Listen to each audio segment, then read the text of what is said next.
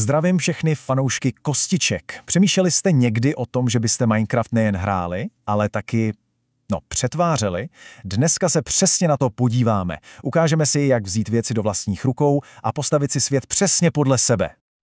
Určitě Jože, ta myšlenka, co kdyby ve hře byly moje vlastní příšery, nebo úplně nové nástroje, které by dělaly přesně to, co chci. Přesně tahle zvědavost je začátkem něčeho velkého. Vdechnout hře, kterou milujeme, něco svého, to je prostě paráda. Tak, co nás dneska čeká? Projdeme si to pěkně po pořadě, nejdřív si řekneme, co to ty módy vlastně jsou, pak si naučíme, jak je používat a nakonec to nejlepší, jak si vytvořit svůj vlastní. Bude to cesta od hráče k tvůrci. Tak jdeme na to. Fajn, pojďme na úplný základ. Než začneme stavět, je dobré vědět, z čeho vlastně stavíme. Co je to ten mod? Mod je v podstatě úprava. Představte si to jako něco, co do hry přidali fanoušci pro ostatní fanoušky. Nejsou to žádné oficiální aktualizace od tvůrců hry, ale právě výtvory komunity. A díky nim je Minecraft prakticky nekonečný. A teď jedna super důležitá věc. Fakt pozor na to. Módovat jde jen a pouze na takzvané Java edici, což je verze pro počítače. Jestli hrajete na PlayStationu, Xboxu nebo na mobilu, máte Bedrock verzi a tam to bohužel nejde. Dobře, teď se posuneme k praxi. Než začneme tvořit, musíme si nejdřív vyzkoušet, jaké to je módy používat. Je to první krok do mnohem většího světa. Aby si mód a hra rozuměli, potřebují takového tlumočníka. A přesně k tomu slouží takzvaný modloader. Je to programek, který zařídí, aby všechno fungovalo dohromady. Bez něj se prostě neobejdete. A ti hlavní tlumočníci jsou dva. Forge a Fabric. Je to jednoduché. Forge je takový starší, osvědčený a robustní veterán, ideální pro obří balíky módů, které hru úplně překopou. Fabric je zase ten novější, rychlejší a modernější, skvělý pro menší úpravy a vylepšení výkonu. A jak na to? Je to fakt brnkačka, jen 3 kroky. Za prvé, nainstalujete si modloader, třeba ten Forge. Za druhé, stáhnete si módy, co se vám líbí. Ideálně z ověřené stránky, jako je CourseForge. A za třetí, tyhle stažené soubory prostě jenom skopírujete do složky mods ve hře. A je to! Ale pozor, je tu jeden malý chyták. Občas se stane, že nějaký mód potřebuje ke svému fungování ještě další, takový pomocný mód. Říká se tomu závislosti.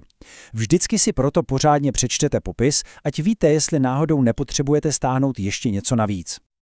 Tak jo, základy máme. Ale teď přichází ta nejlepší část. Jak se posunout od pouhého hraní k opravdové tvorbě? Jak si vytvořit něco vlastního?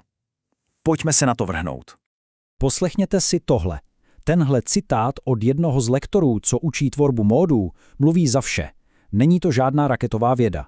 S dobrým návodem to zvládne opravdu každý, i když s programováním třeba teprve začíná. Klíčem, který nám odemyká dveře k módování, je programovací jazyk Java. Ale klid, nemusíte se hned děsit. Pro začátek vůbec nepotřebujete umět všechno. Stačí pochopit pár úplných základů a na tom už se dá stavět. Celý ten proces má v podstatě 4 kroky. Nejdřív se kouknete na základy Javy, pak si připravíte takovou svoji digitální dílnu. Třetím krokem je to nejzábavnější, samotné psaní kódu pro váš nápad. A nakonec to samozřejmě musíte pořádně otestovat přímo ve hře. A víte, co je na tom nejlepší? Vůbec na to nemusíte být sami. Na internetu je spousta skvělých návodů a kurzů.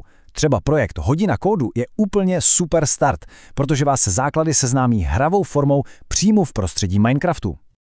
Tak a teď se pojďme zasnít. Když už víme, jak na to, co všechno vlastně můžeme vytvořit, co nám modování umožňuje. Připravte se, protože ty možnosti jsou naprosto ohromující. No, ve zkratce, skoro cokoliv.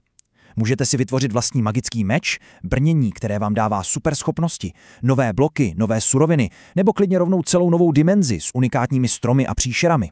Můžete přidat nové recepty do craftingu, kouzla. Fantazii se tady fakt meze nekladou.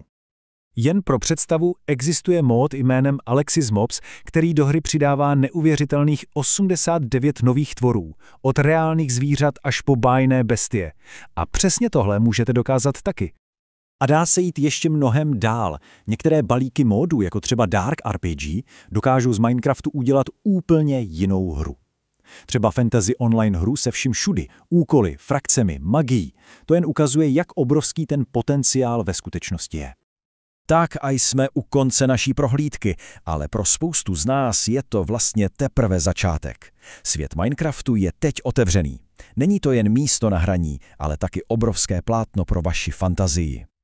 Důležité je si pamatovat, že cesta od hráče k tvůrci není žádné čarování. Má jasné kroky, které se dají zvládnout. Teď už máte v ruce takovou malou mapu, se kterou se můžete vydat na cestu a začít si svět přetvářet k obrazu svému. A tak na úplný závěr zbývá už jen jedna jediná otázka. Až vezmete ty kostky do vlastních rukou, co vytvoříte jako první? Bude to nový nástroj? Nový svět? Nebo snad úplně nová příšera? Vaše dobrodružství právě teď začíná.